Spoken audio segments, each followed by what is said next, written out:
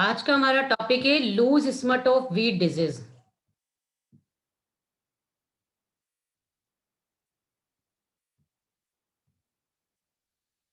Systematic position of pathogen. तो pathogen की systematic position: kingdom Mycota, division Eumycota, subdivision Basidiomycotina, class Teliomycetes, order Ustilaginales, family Ustilaginaceae, genus Ustilago, and species segetum and tritici. तो Triticum पर होती है disease, इसलिए species जो है mainly tritici है।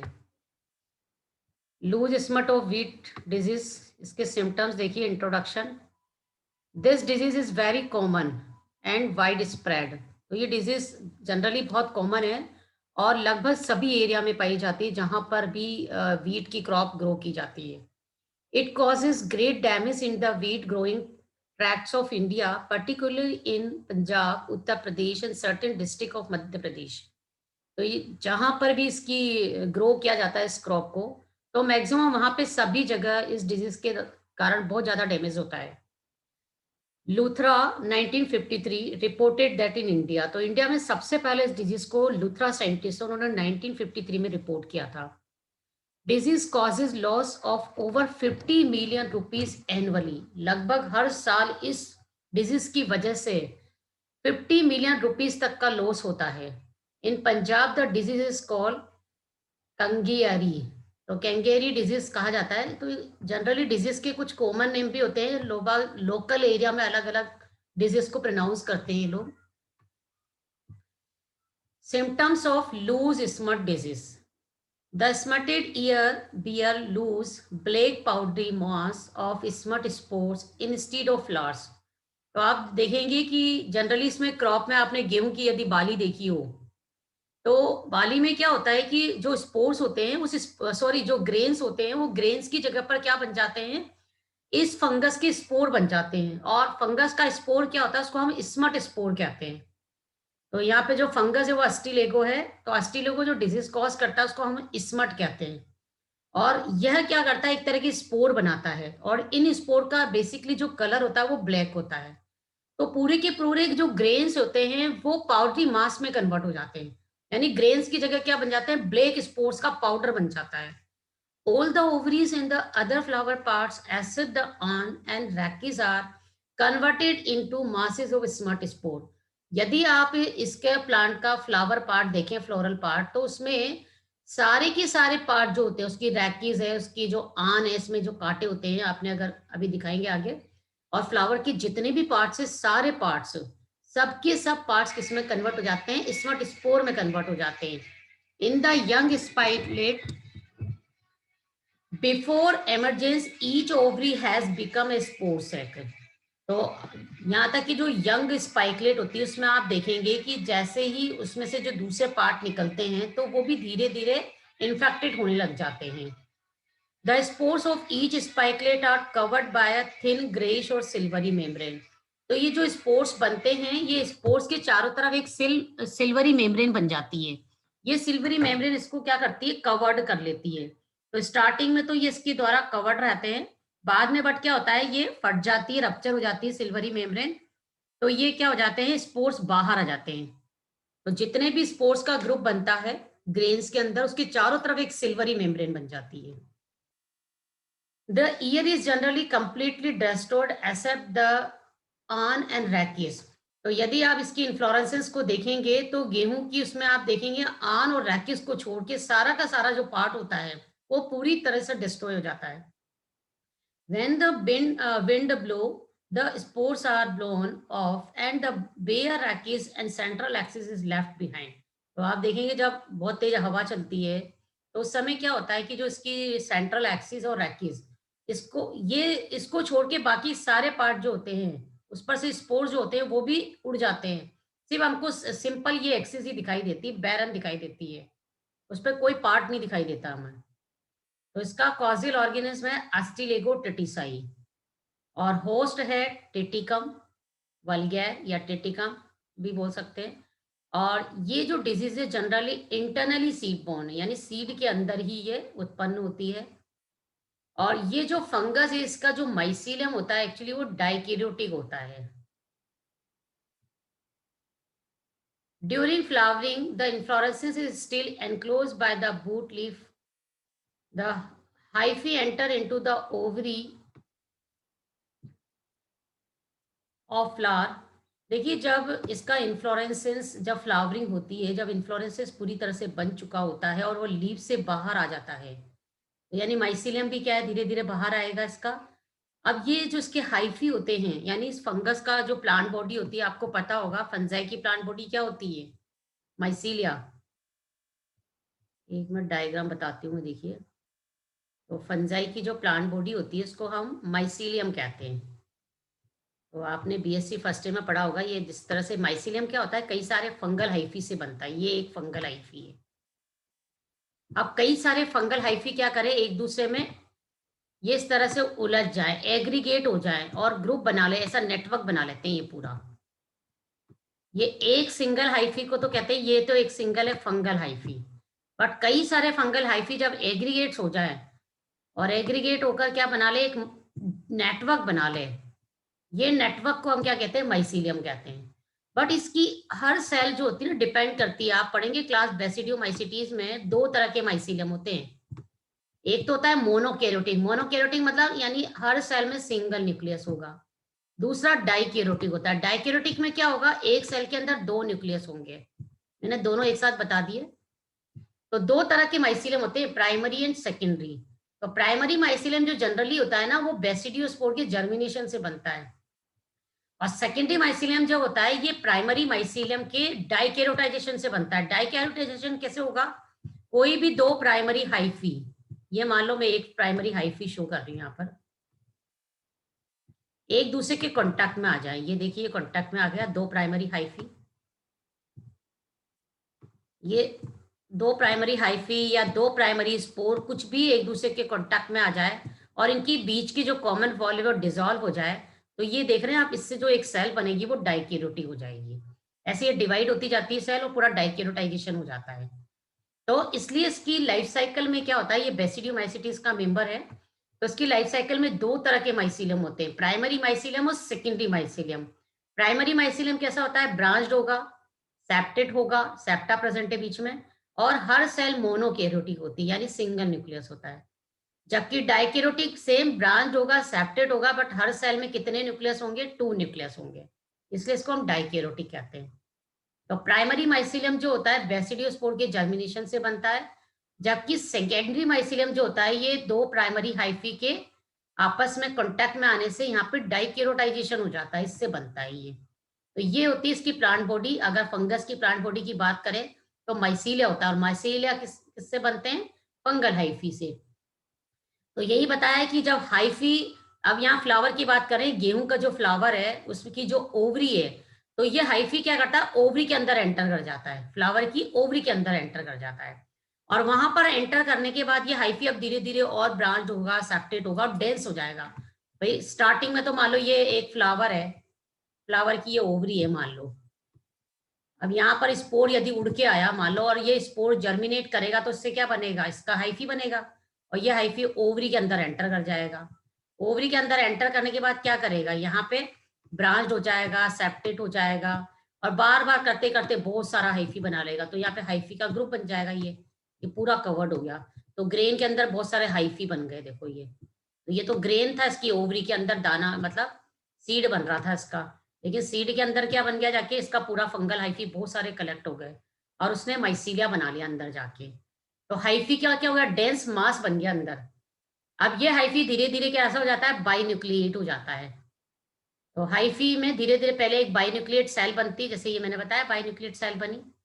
अब हर सेल क्या हो जाती है, जैसे मान लो ये एक सेल है, अब ये एक सेल क्या हो जाएगी, राउंड हो जाएगी इस तरह से, ठीक है। और राउंड होकर ये चारों तरफ अपने थिक वॉल सिक्रीट कर लेती है, मोटी भित्ती बना लेती है अपने चारों तरफ। अब ये कैसा बन गया, ये स्पोर बन गया इस तरह से। तो हाइफी की सेल राउंड हो जाती है, पहले डाइकैरियोटाइजेशन हो गया, दो न्यूक्लियस एक दूसरे में आ गए और अपने चारों तरफ थिक वॉल सिक्रेट कर लेती है। तो इस तरह से ये जो स्पोर बनते हैं ना, इसको हम स्मट स्पोर कहते हैं। तो ये तो मैं एक बता रही हूँ, ऐसे ये तो बहुत लंबा चौड़ा हाइफी है, इसकी हर सेल में कैपेसिटी है वो स्मट स्पोर बना सकता है, ठीक है। तो तो मैक्सिमम सेल्स क्या हो जाती है, राउंड अप हो जाती है, गोल गोल हो जाएगी ऐसे, और क्या बना लेती है, स्मट स्पोर बना लेती है। तो ग्रेन के अंदर क्या हो गया, बहुत सारे स्मट स्पोर बन जाएंगे। तो ग्रेन जो है पूरा का पूरा ही स्मट स्पोर से भर जाता है। फिर इसके चारों तरफ क्या हो जाती है, एक सिल्वर की मेम्ब्रेन सारे स्पोर्स को कवर कर लेती है। बहुत सारे स्पोर्स बन जाएंगे, इनके चारों तरफ एक सिल्वरी मेम्ब्रेन बन जाएगी। ये सिल्वरी मेम्ब्रेन इसको चारों तरफ से कवर कर लेती है। तो इस तरह से ये यहाँ पर स्मट स्पोर बनते हैं। तो जैसे ही फंगल हाइफी ओवरी के अंदर एंटर करता है, वहां पर वो ब्रांच होगा, सेप्टेट होगा और डेंस माइसीलियम बना लेगा। ठीक है, तो ये देखिए, ये स्मट स्पोर ऐसे होते हैं। कैसे होते हैं ये, इस तरह से स्मट स्पोर होते हैं। ये ब्राउन कलर के होते हैं, इनकी वॉल कैसी होती है, थिक होती है। और ये डाइकैरियोटिक होता है, यानी हर स्पोर के अंदर कितने न्यूक्लियस होंगे, 2 न्यूक्लियस होंगे। तो इस तरह से ये होते हैं। तो यहाँ पे डायग्राम बता रखा है, ये स्मट स्पोर का डायग्राम है। स्मट स्पोर को हम ब्रांड स्पोर भी कहते हैं। अब ये ज्यादातर शेप में कैसे होते हैं, स्मट स्पोर जो होते हैं ना, ओवल शेप के होते हैं ये। Finally accumulate thick spore wall which is olivaceous brown. इसका जो कलर होता है जैसे ओलिव होता है ना, ओलिव ऑयल, बिल्कुल वैसा शाइनी येलोइश, थोड़ा सा ओलिव ऑयल जैसा होता है पूरा। और इसकी जो वॉल के बाहर चारों तरफ आप देख रहे हैं थोड़े स्पाइन से दिख रहे हैं, ये एक्यूमुलेट का मतलब यही होता है। इसकी वॉल थिक होती है और एक्यूमुलेट होती है, यानी इसके पर स्पाइन्स पाए जाते हैं स्पोर्स पर। तो ये स्मट स्पोर के बारे में हो गया कि स्मट स्पोर कैसा होता है, स्फेरिकल होता है या ओवल शेप का हो सकता है। इसे हम ब्रांड स्पोर भी कहते हैं। इसकी वॉल थिक होती है, कलर ऑलिवेशियस ब्राउन होते हैं और ये एक्यूमुलेट होते हैं, यानी इसकी वॉल पर स्पाइन्स पाए जाते हैं। ये पूरी वही लाइफ साइकिल जो अभी मैंने बताया। ये एक फ्लावर है, देखिए इसके फ्लावर में आप देखेंगे ये यंग ओवरी है, ये स्टिग्मा है। स्टाइल एब्सेंट होती है इसमें। अगर आप गेहूं का कभी डिसेक्शन करें फ्लावर का, आप देखेंगे उसमें कि ये एक स्पाइकलेट का डिसेक्शन है ये। तो एक स्पाइक इसकी इन्फ्लोरेसेंस होता है, स्पाइकलेट का जो एक ग्रेन वाला पार्ट होता है ना, उसको हम स्पाइकलेट बोलते हैं ये। तो ये एक स्पाइकलेट का डायग्राम है। तो इसमें ये उसकी ओवरी है, ये इसकी स्टिग्मा है। स्टिग्मा कैसी होती है, फेदरी होती है, देख रहे हैं फेदर जैसे दिख रही है। तो ये देखिए माइसीलियम मैंने बोला था इसकी ओवरी के अंदर एंटर करता है, ये एंटर कर रहा है देखिए यहाँ पर। और धीरे धीरे क्या बहुत सारा यहाँ पर माइसीलियम कलेक्ट होता जाएगा ओवरी के अंदर। तो ए नंबर से स्टार्ट करें, ए नंबर का डायग्राम कहाँ है अभी, ये बी देखा, चलिए ये ओवरी है यहाँ पे। ओवरी के अंदर ये आ गया। ओवरी में क्या है, फिर ये एम्ब्रियो बन जाएगा फर्टिलाइजेशन के बाद। ये लिखा हुआ है कंटामिनेटेड व्हीट ग्रेन, तो गेहूं का कंटामिनेटेड सीड है ये। तो इसके अंदर क्या होगा, धीरे धीरे क्या होगा, ये देखिए माइसीलियम अंदर एंटर करता गया, देखिए बहुत सारे थ्रेड बता रखे हैं। तो माइसीलियम अंदर ग्रो करता जाएगा और ग्रो करके क्या बनेगा, धीरे धीरे ये इसकी एपिकल एंड पर चला जाता है। जैसे जैसे गेहूं का सीड जर्मिनेट करता है, तो आपको याद है सीड जर्मिनेट करेगा तो उसका प्लांट बनेगा गेहूं का। तो ये सीड से होता हुआ गेहूं के प्लांट में, स्टेम में, लीफ में, और फिर जो नया फ्लावर बनता है उसमें भी एंटर कर जाता है ये। तो इस तरह से ये पूरे के पूरे प्लांट को इन्फेक्ट कर देता है। तो जनरली जो इन्फेक्शन होता है वो सीड के अंदर होता है। तो ये देखना, अब ये स्मट स्पोर ईयर बन गया, स्मटेड ईयर। ये पूरी की पूरी इसकी ईयर है, बाली है ये। तो हर ग्रेन के अंदर क्या बन गए, स्मट स्पोर बन गए। तो ये देखिए यहाँ पर diploid smut spore germinating on the stigma. तो यदि ये स्पोर कहीं से एयर में उड़ते हुए आए, स्टिग्मा पर आएंगे, वहां पे क्या करेंगे, जर्मिनेट करेंगे। और जर्मिनेट करके क्या करेंगे, ये माइसीलिया अंदर की तरफ ओवरी के अंदर एंटर कर जाएगा। ये ओवरी के अंदर एंटर कर रहा है। ये पूरी वही लाइफ साइकिल है जो मैंने आपको बताई थी। तो ये इसकी देखिए आप, ये पूरी गेहूं की एक बाली बता रखी है, देख रहे हैं आप, ये ब्लैक बता रखा है स्मट। तो ये स्मट डिजीज हो रही है इसके अंदर। तो इस डिजीज को हम कैसे कंट्रोल कर सकते हैं, जो मैनेजमेंट का जो बेस्ट वे है, देखिए फर्स्ट तो ये कि हम हमेशा हेल्दी सीड ही यूज करें और हेल्दी सीड को ही ग्रो करें। यदि अगर हम इन्फेक्टेड सीड लेंगे उसको ग्रो करेंगे तो इन्फेक्शन के चांसेस ज्यादा होंगे। इसलिए सीड हमेशा हेल्दी होने चाहिए। और सीड का ट्रीटमेंट बहुत जरूरी है। आप सीड ट्रीटमेंट करिए वीटावैक्स से। वीटावैक्स एक फंजीसाइड है। तो फंगल डिजीज को हम फंजीसाइड के ट्रीटमेंट के द्वारा करते हैं। तो वीटावैक्स जो यहाँ पे फंजीसाइड है, उसका हम कितना लेते हैं, 2.5 ग्राम पर किलोग्राम सीड। तो हर 1 किलोग्राम सीड के लिए कितना विटावेक्स चाहिए? 2.5 ग्राम। तो ये अप्लाई किया जाता है। नेक्स्ट एक मेथड है हॉट वाटर ट्रीटमेंट। तो seed dip in cold water. आपने देखा होगा ज़्यादातर जब गेहूँ का सीजन आता है तो गेहूँ को पानी में गला के रख दिया जाता है, डिप करके रख दिया जाता है 4-5 घंटे के लिए, ताकि उसके अंदर कोई अगर इन्फेक्शन है तो वो इन्फेक्शन खत्म हो जाए। फिर हम उसको सीड को ऊपर से निकाल लेते हैं, फिर धूप में सुखा देते हैं। तो देखिए seed dip in hot water, उसको आप हल्के गर्म पानी में भी रख सकते हैं 10 मिनट के लिए। फिर सीड को ड्राई कर लिया जाता है। तो ये सारे ट्रीटमेंट इसीलिए होते हैं ताकि सीड की सरफेस पर किसी भी तरह का इन्फेक्शन हो तो वो खत्म हो जाए। सोलर ट्रीटमेंट भी किया जाता है। आप सीड को डायरेक्टली गेहूँ को वो धूप में सुखा दो, तो ये सोलर ट्रीटमेंट होता है। तो ज़्यादातर मई और जून की जो गर्मी होती है, तेज़ धूप वाला समय होता है, तो उस समय सीड ट्रीटमेंट दिया जाता है। तो आप सोलर ट्रीटमेंट दे सकते हो उसमें। और नेक्स्ट मेथड है डिजीज़ रेसिस्टेंट वैराइटीज़ यूज़ करनी चाहिए। तो ये सारी डिजीज़ असिस्टेंट वैरायटी है, कल्याण जी, सोना, एचडी की अलग-अलग नंबर है। तो ये इसका मैनेजमेंट का वे हो गया। तो ये लूज़ स्मटो वीट डिजीज़ थी। ठीक है, तो नेक्स्ट तो एक तो हो गई ये स्मट डिजीज़। नेक्स्ट डिजीज़ हम पढ़ेंगे अब रस्ट डिजीज़। तो जो रस्ट है एक्चुअली रस्ट भी एक बेसिडियोमाइसिटीज़ का मेंबर है पक्सीनिया। तो पक्सीनिया के द्वारा ये डिजीज़ होती है। ये भी वीट पर होती है डिजीज़, पक्सीन। और रस्ट आप पढ़ेंगे 3 तरह की रस्ट होती है, black rust, brown rust, yellow rust. तो देखिए, तो फर्स्ट हम पढ़ रहे हैं ब्लैक रस्ट। तो ब्लैक रस्ट में भी क्या होता है कि the sports occur on stem, leaf sheath, leaves and year hats, but the stem is often mostly severely affected.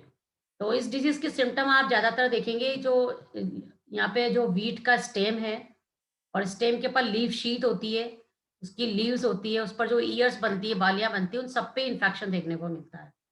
और इन्फेक्शन जनरली कलर क्या होता है? रेडिश ब्राउन कलर के स्पॉट बनते हैं। और इन स्पॉट का जो शेप होता है वो एलोंगेटेड स्पेस शेप के होते हैं ये। तो धीरे-धीरे क्या है, जैसे-जैसे क्लाइमेट चेंज होता जाता है, वार्मर या ह्यूमिड क्लाइमेट होता है, तो उस कंडीशन में क्या होता है, ये बहुत स्प्रेड होती है disease. As the crop matures dark black elongate spores are form. तो जैसे जैसे क्रॉप मैच्योर होती जाती है तो उस पर डार्क या ब्लैक elongate स्पॉट बनने लग जाते हैं। तो ब्लैक रस्ट जो है ये ओवरऑल कंट्री में बहुत ज़्यादा पाई जाती है। तो ये एपिडेमिक फॉर्म में पाई जाती है ज़्यादातर सदर्न पार्ट में, सेंट्रल और ईस्टर्न इंडिया में ये जनरली देखने को मिलती है। तो ये जितने भी व्हीट ग्रोइंग रीजन है, तो वहाँ पर जब टेम्परेचर हाई होता है तो आप इजीली वहाँ पर इस डिजीज को देख सकते हैं। तो समर में इस डिजीज को आसानी से देख सकते हैं। ब्लैक रस्ट थी। अब नेक्स्ट है ब्राउन रस्ट। तो ब्राउन रस्ट में क्या होता है, स्मॉल और राउंड ओवल स्पोर्ट्स बनते हैं। जो ये स्पोर्ट बनते हैं ना, इनको हम पस्ट्यूल्स कहते हैं। और जनरली इनका कलर क्या होता है, ब्राउन कलर होता है, तो इसलिए इसको हम ब्राउन रस्ट कहते हैं हम। और जो ब्राउन रस्ट डिजीज होती है सिर्फ ज्यादातर ये लीफ पर इसके सिम्टम्स हमें दिखाई देते हैं। इस और इसका अटैक जो होगा ज्यादातर लीफ पर होता है और कई बार लीफ शीट पर भी हो जाता है। आप स्टेम पर भी देख सकते हैं बट मैक्सिमम लीफ पर ज्यादा रहता है। तो ब्राइट ऑरेंज कलर के स्पॉट इसमें क्या होते हैं, अपीयर होते हैं। और ये क्लस्टर्स के फॉर्म में रहते हैं, क्लस्टर यानी ग्रुप के फॉर्म में स्पॉट आपको दिखाई देंगे। और धीरे धीरे क्या होता है, ये इरेगुलरली पूरे उस पर लीफ पर स्प्रेड हो जाते हैं, कोई सीक्वेंस नहीं होता है ये। तो जब सीवियर अटैक होगा, धीरे धीरे बहुत ज्यादा डिजीज स्प्रेड होगी। तो धीरे धीरे जो इसके ग्रेन्स है, इसके पूरे बाली है, ईयर है, सब पे इन्फेक्शन हो जाता है ये। तो बहुत ज्यादा इन्फेक्शन हो जाता है ये। तो कलर के हिसाब से ही नाम है, स्ट्राइप रस्ट या येलो रस्ट बोलते हैं। स्ट्राइप का मतलब क्या होता है, एक एक लाइन में सीक्वेंस में आप देखेंगे, ये देखिए सीक्वेंस में एक लाइन में जो स्पोर्ट बन रहे हैं सारे एक लाइन में बन रहे हैं, एक स्ट्रिक्स में बन रहे हैं। तो ये रस्ट जो होती है पक्सिनिया स्टिफॉर्मिस के द्वारा होती है। पक्सिनिया की 3 अलग-अलग स्पीसीज हैं जो तीनों अलग-अलग रस्ट कॉज करती है। और येलो स्पॉट जो होते हैं ये भी मेनली लीफ पर ही अपीयर होते हैं। बट बाद में धीरे-धीरे जब सीवियर अटैक होता है तो धीरे-धीरे ये आप स्पॉट जो है लीफ शीट पर, स्टॉक्स पर और ब्लूम्स पे भी देख सकते हैं। और स्टॉक का सॉरी जो स्पोर्ट का शेप होता है वो ओवल शेप के होते हैं और कलर क्या होता है लेमन येलो कलर के होते हैं ये। इसीलिए इसको येलो रस्ट बोल रहे हैं हम। तो लेमन येलो कलर का होता है ये और लंबी-लंबी लॉन्ग स्टिक्स में या रो में ये स्पोर्ट्स बनते हैं। और ये ब्राउन जो रस्ट थी उसके कंपेयर में इसका साइज़ थोड़ा छोटा होता है। इसके जो स्पोर्ट्स होते हैं उसका साइज़ छोटा होता है। तो लेमन येलो कलर के यहाँ पे पस्ट्यूल्स बन जाते हैं, रो में बन जाते हैं, इसलिए इसको हम येलो रस्ट कहते हैं हम। तो इस तरह से ये बहुत आसानी से पहचान में आ जाती है ये। तो ये हिली एरियाज़ में जितने भी नॉर्थ वेस्टर्न पार्ट है हमारे देश के कंट्री के, जहाँ पे टेम्परेचर थोड़ा लो रहता है, तो वहाँ पर ये ईज़िली विज़िबल होती है डिज़ीज़। ये प्लेन में इस डिज़ीज़ के द्वारा मतलब जो मैदानी इलाके होते हैं, तो वहाँ पर इस डिज़ीज़ के द्वारा बहुत ज़्यादा डैमेज देखने को नहीं मिलता है। तो ज़्यादातर हिल एरिया थोड़ा उससे ऊपर वाले एरिया में। अब हमने 3 तरह की रस्ट पढ़ी, तो तीनों तरह की रस्ट के कॉज़ल और में देखिए ब्लैक रस्ट होता है पक्सिनिया ग्रामिनीज टिटिसाई के थ्रू। Second brown rust Puccinia recondita, फिर येलो रस्ट पक्सिनिया स्टिफॉर्मिस, ये तीनों के फंगल या आपके पैथोजन हो गए। तो एग्जाम में तीनों रस्ट आएगी तो तीनों को इसी तरह से लिखना है आपको। अब लाइफ साइकिल की बात करें तो देखिए पक्सिनिया की लाइफ साइकिल बहुत लंबी है। ये मेंबर हम पूरा पहले डिस्कस कर चुके हैं। तो शॉर्ट में मैं बता देती हूँ आपको कि जो पक्सिनिया है ये बेसिडियोमाइसीटीज का मेंबर है। जैसा मैंने अभी अस्टिलेगो में बताया था 2 तरह के माइसीलियम होते हैं, प्राइमरी माइसीलियम और सेकेंडरी माइसीलियम, सेम इसमें भी होता है।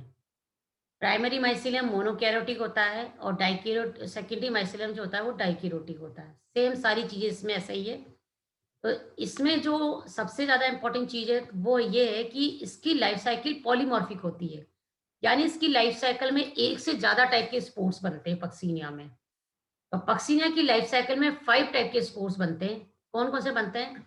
बैसिडियोस्पोर, टैलिटोस्पोर्स, यूरिडोस्पोर। आप यहाँ से स्टार्ट करिए। यूरिडोस्पोर, टैलिटोस्पोर, बैसिडियोस्पोर, पिक्नियोस्पोर एंड एसियोस्पोर। तो ये 5 टाइप के स्पोर्स इसकी लाइफ साइकिल में बनते हैं। तो ये लाइफ साइकिल चलती है। स्टार्टिंग के ये 2 स्टेज होती है ना, ये यूरिडोस्पोर स्टेज और टेलिटल स्टेज, ये स्टेज तो गेहूँ पर चलती है, गेहूँ के ऊपर होता है ये, व्हीट के ऊपर। और ये जो बैसिडियोस्पोर बनते हैं ये सोइल में बनते हैं। और फिर जो नेक्स्ट 2 स्टेजेस होती हैं एसियोस्पोर और पिक्नियोस्पोर स्टेज, ये एक्चुअली इसका एक अल्टरनेट होस्ट होता है बारबेरी प्लांट। तो वहाँ पर ये लाइफ साइकिल कंप्लीट होती है। तो ये याद रखिएगा जो पक्सिनिया है कि हेटेरोशियस रस्ट है। हेटेरोशियस का मीनिंग होता है जो अपनी life cycle 2 different alternate host पर कंप्लीट करता हो। यानी तो प्राइमरी होस्ट उसमें व्हीट होता है और जो सेकेंडरी अल्टरनेट होस्ट होता है उसको हम बोलते हैं बारबेरी का प्लांट। तो प्राइमरी होस्ट पे कौन-कौन सी स्टेजेस हो गई? यूरिडोस्पोर स्टेज और टेलियल स्टेज। बीच वाली स्टेज जो है ये देख रहे हैं आप, ये सोइल में होगी, यानी जो बेसिडियोस्पोर बनेंगे वो सोइल में बनेंगे। और ये लास्ट की 2 जो स्टेजेस होती है ये अल्टरनेट होस्ट है इसका प्लांट का, इस फंगस का। उसको हम बारबेरी कहते हैं, बारबेरी की लीफ पर होता है। तो बारबेरी की लीफ पर आप देखेंगे ऊपर की तरफ तो पिक्निडियोस्पोर बनते हैं और नीचे की तरफ क्या बनते हैं? एसियोस्पोर। तो ये पूरी लाइफ साइकिल आपको ड्रॉ कर देंगे तो इससे काफ़ी क्लियर हो जाएगा। अब इसको मैनेजमेंट कैसे? इस ये पूरे स्पोर को पढ़ने के लिए आपको फंगस पढ़नी पड़ेगी, तो आपको नेक्स्ट पीरियड में पढ़ा देंगे।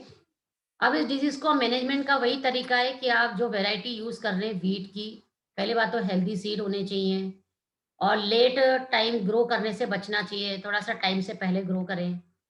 और सीड को प्रोटेक्ट करने के लिए सबसे बेस्ट है कि फंजीसाइड का स्प्रे करें हम। तो ये सारे मेथड्स हैं। तो ये लीफ एक्सट्रैक्ट भी होता है। देखिए कुछ क्या होता है बायोकेमिकल मेथड भी होते हैं। हम केमिकल तो यूज़ करते ही हैं डिजीज़ से प्रिवेंट करने के लिए, लेकिन कुछ बायोकेमिकल मेथड भी होते हैं, जिसमें हम क्या करते हैं प्लांट का बायो प्रोडक्ट यूज़ करते हैं।